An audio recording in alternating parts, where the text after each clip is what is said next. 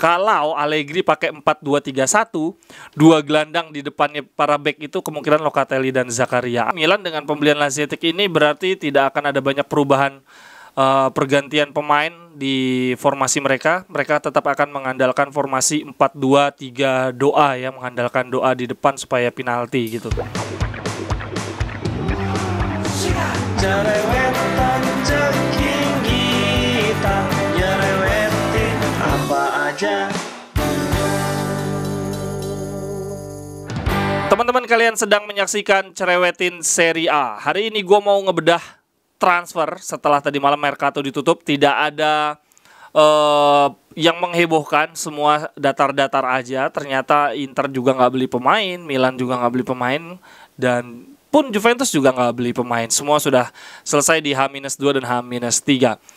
Dari data Gazzetta dello Sport yang mendapatkan nilai tertinggi adalah Juventus, dianggap paling baik untuk Mercato di musim dinginnya ini, mendapatkan nilai 9, kemudian Inter 8,5, Torino dan Roma luar biasa 7,5 dan 7, dan yang paling bawah Fiorentina, Lazio dan Milan di paling mendapatkan nilai hanya 5 nih, mendapatkan raport merah di bursa transfer. Apakah ini akan berimbas ke posisi klasemen? Karena teman-teman perlu ingat, Juventus yang sekarang mendapatkan nilai 9 dan klub paling kaya, tapi sejauh ini sampai dengan pertengahan musim hanya peringkat 5.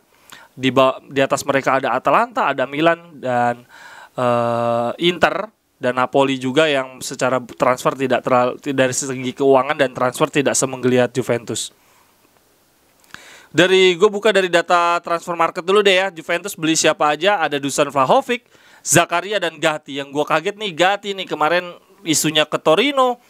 Inter juga udah sempat nawar seharga 7 juta. Ternyata malah ke Juventus. Isunya bahkan ini Juventus akan gunakan untuk daya tarik membeli Bremer musim depan. Wah gila, Juventus udah mulai mengerikan juga nih. Udah mulai senggol-senggol untuk musim depan. Udah mulai berani bersaing. Gua teringat ketika dulu Inter nawar-nawar Kulusevski, dan Kulusevski nolak karena nggak bisa, katanya nggak mau main dengan strateginya Conte, nggak bisa membuat dia berkembang. Tapi akhirnya Juventus ngebut ngambil Kulusevski dan kita dapat Barella. Kemudian kita juga nggak ada berita tentang Gosens, tahu-tahu kita ngambilnya Gosens. Kemarin ada berita tentang Gatti, tahu-tahu Juventus yang ngambil Gatti. Gua menduga ini emang cara mainnya Marotta, goda-godain 1-2 pemain supaya klub lain tertarik, akhirnya diambil. Padahal Inter sebetulnya nggak ingin pemain itu. Gue melihatnya seperti itu. Tapi bahaya juga nih kalau Gatti benar-benar bisa digunakan untuk menarik Bremer ya. Kalau dari situs transfer market bisa dilihat nih, market value-nya Dusan Vlahovic 70 juta. Si Juve belinya 81,6 juta. Wah gila. Denis Zakaria 27 juta, dibelinya 8 juta. Murah banget. Denis Zakaria ini sebelumnya banyak cedera nih. Kemudian Gatti nilai value-nya 1,5, pasaran dibelinya 7,5. Luar biasa banget nih 7,5 nih, karena Inter kemarin dibilang nawarnya 7 juta, langsung naikin harga 0,5. Dengan demikian formasinya Juve dengan masuknya Vlahovic dan Zakaria, kemungkinan di lini depan Vlahovic akan berduet dengan Morata atau dengan Dybala. Kemudian Denis Zakaria bisa ditempatkan di playmaker atau berduet dengan Locatelli di pemain jangkar gitu ya. Kalau Allegri pakai 4-2-3-1, dua gelandang di depannya para back itu kemungkinan Locatelli dan Zakaria. Atau kalau pakai 4-3-1-2, Zakaria juga bisa digunakan di belakang striker. Itu dari gambaran prediksi line up yang banyak digembar-gemborkan di sosial media. Sementara Milan hanya membeli Lazetic nih, pemain yang nggak begitu terkenal. Coba kita lihat Milan, seharga pemain 18 tahun seharga 1,5 juta. Sisanya menjual ada Andrea Conti yang disebut-sebut bakal menggeliat. Ada Pietro Pellegrini juga yang ternyata malah dibalikin ke Monaco. Kasihan banget nih. Berarti berbeda dengan Juventus yang membeli Zakaria dan Vlahovic sehingga mereka bisa merubah formasi utamanya. Milan dengan pembelian Lazetic ini berarti tidak akan ada banyak perubahan pergantian pemain di formasi mereka. Mereka tetap akan mengandalkan formasi 4-2-3 doa ya, mengandalkan doa di depan supaya penalti gitu. Terus Atalanta nih. Dia kehilangan Gosens tapi langsung ngambil left winger Parma, Mihaila, dan ada Jeremy Boga. Wah, gokil ini depannya Atalanta nih, ada Jeremy Boga karena katanya Ilicic ini ya kan ada masalah mental, jadi akan absen sampai dengan akhir musim. Kasihan banget nih si Ilicic nih. Ngomong-ngomong kesehatan mental, Eriksen sudah mendapatkan klub baru, Brentford di Liga Inggris ya. Liga Inggris ternyata boleh ya untuk pemain yang menggunakan alat bantu pemicu jantung itu. Kalau di Italia nggak boleh, sayang banget. Kemudian Atalanta nih dari segi penjualan lumayan juga dia. Nicolo Miliani, Alexo Girgi, wah parah banget, jual-jual pemainnya luar biasa banget. Kemudian Napoli mendapatkan Alex Tuanzebe, gue juga nggak tahu ini siapa. Tapi yang gua kaget di Napoli dia ngejual Manolas yang di Parma luar biasa banget. Di Parma, di Roma bagus banget. Ternyata nih pala di Napoli, gue pikir Manolas dan Koulibaly akan jadi duet back yang sangat diandalkan. Ternyata umurnya nggak lama di Napoli, sayang banget.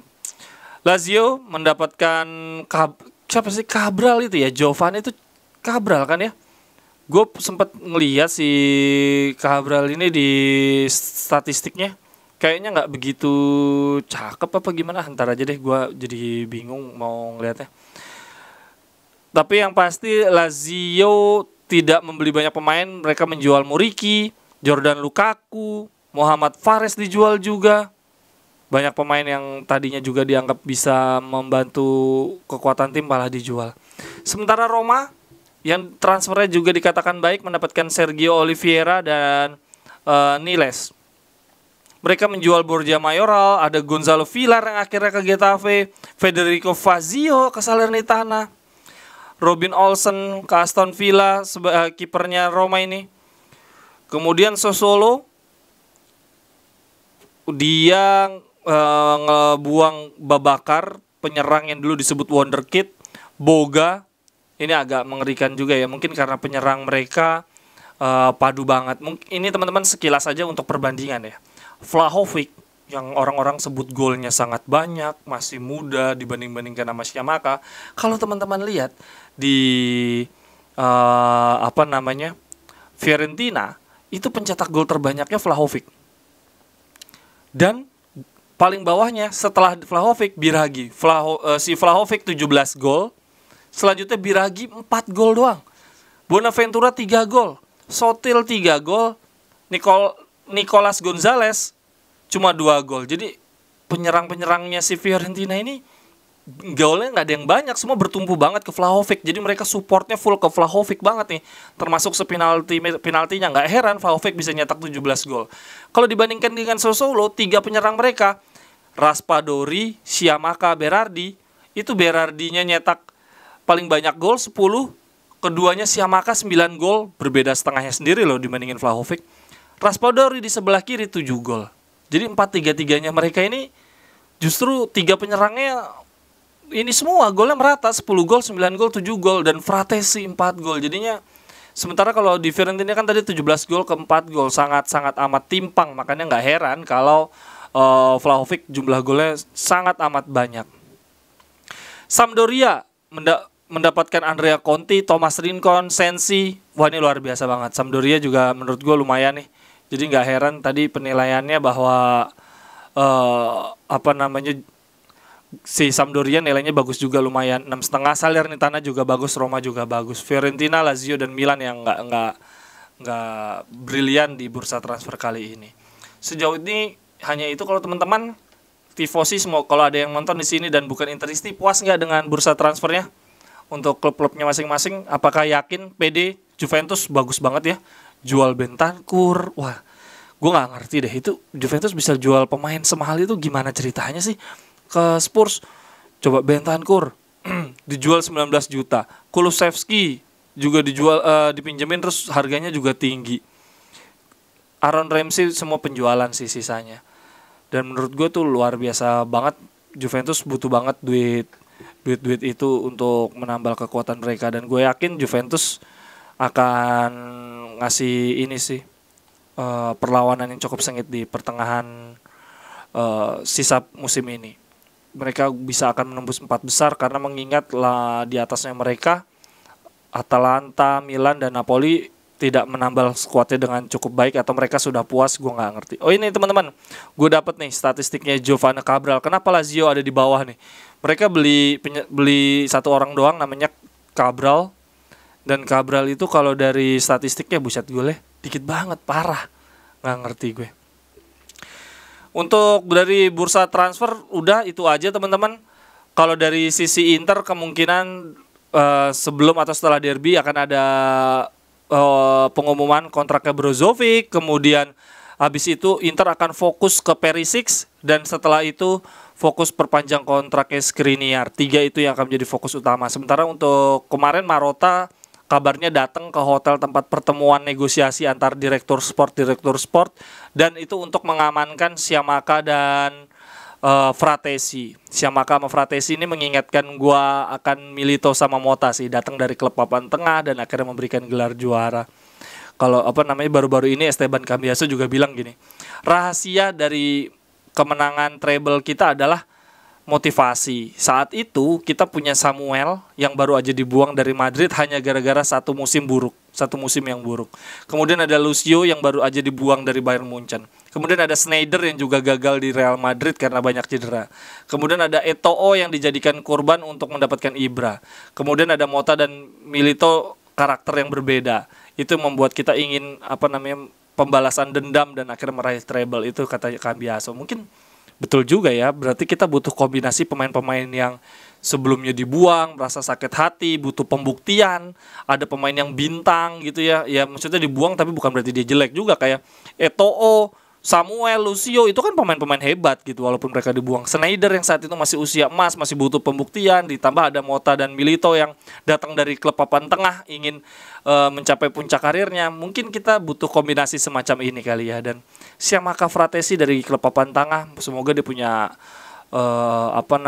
motivasi seperti Barella dan Sensi kali ya, supaya Inter semakin komplit. Kalau teman-teman gimana pendapatnya tentang bursa transfer kali ini? Puas nggak? Juventus yang terbaik, gue akui juga, tapi nggak tahu hasilnya ya. Dari segi pembelian pemain, dia dapat Zakaria dan Vlahovic luar biasa banget, dan Gatti juga walaupun langsung dipinjemin. Kemudian Torino mendapatkan Ricci yang bikin dia bagus. Torino itu mempertahankan Bremer dan mendapatkan Ricci itu yang luar biasa. Sementara Milan masih gitu-gitu aja. Inter dikatakan bagus karena menambal sesuai dengan kebutuhan dengan biaya 0. Kalau teman-teman, menurut teman-teman siapa pembelian pemain terbaiknya untuk transfer pemain terbaik di Serie A jatuh ke siapa? Apakah ke Inter, ke Juventus? Yang jelas untuk teman-teman Interisti, jadwal padat banget setelah ini. Kita akan menghadapi Milan home, walaupun sama-sama di Milan, tapi ini jatah kita home. Kemudian kita home juga Coppa Italia melawan Roma, jarak 3 hari kemudian. 3 hari kemudian lagi away melawan Napoli. Setelah itu 3 hari kemudian lawan Liverpool home, kemudian lawan Sassuolo. Kita akan melihat Scamacca, Fratesi dan Raspadori main nih, dan berikutnya Genoa. Semoga kita bisa melalui bulan Februari yang sangat berat ini dengan baik. Dari bursa transfer ini, Inter tidak mengeluarkan uang sama sekali. Sementara Napoli surplus 1,9 juta. AC Milan minus 4 juta cuma gara-gara membeli pemain antah barantah yang katanya akan sesukses Kakak. Atalanta seperti biasa jago banget, dia jual beli pemain mengeluarkan 0 juta. Kemudian Juventus minus 68,7 juta gara-gara beli Vlahovic. Roma minus 1 juta. Fiorentina, ini klub yang lebih mirip bank ya karena mencari uang nih, mereka surplus 53,6 juta. Lazio plus 1,1 juta. Sementara klub-klub lain dari peringkat 9 sampai ke 16 semua pembelian untuk menambal sulam cukup besar loh biayanya dibandingkan Inter dan Milan dan lain-lain ya. Contoh nih, Torino mereka minus 3,5 juta, Sassuolo minus 3,6 juta. Sementara yang lain-lain seperti Bologna, Sampdoria, Sampdoria minus 200.000 ya lah, 200.000. Tapi maksudnya ternyata klub papan tengah di Italia itu lebih boros dibanding papan atas yang lebih kalkulasi. Dia mungkin bukan karena kalkulasi ya, karena bisa ngejual pemain dengan harga mahal kali ya, sehingga lebih nutup. Sementara klub-klub papan tengah nih kalau nggak punya pemain bintang ya udah mereka benar-benar butuh banget duit ya, jadinya belinya harga 1 juta 2 juta. Oke deh, sampai di sini dulu. Terima kasih teman-teman yang udah sering nyimak. Nanti gue mau bikin konten lagi tentang Football Manager, mungkin akan lebih ke live streaming gitu kali ya, biar bisa ngobrol sampai sekalian ngutak-ngutik bareng. Terima kasih banyak yang setia nonton, setia ngasih saran, terutama gue senang banget dikasih saran dan selalu berusaha gue implementasikan. Sehat selalu untuk teman-teman semua. Silakan teman-teman, menurut teman-teman pembelian terbaik siapa? Pemain yang paling bagus dibeli di bulan Januari ini siapa? Apakah Vlahovic atau justru Gosen atau ada pemain lain? Sampai ketemu di cerewetan-cerewetan berikutnya. Bye-bye, thank you. Cerewet.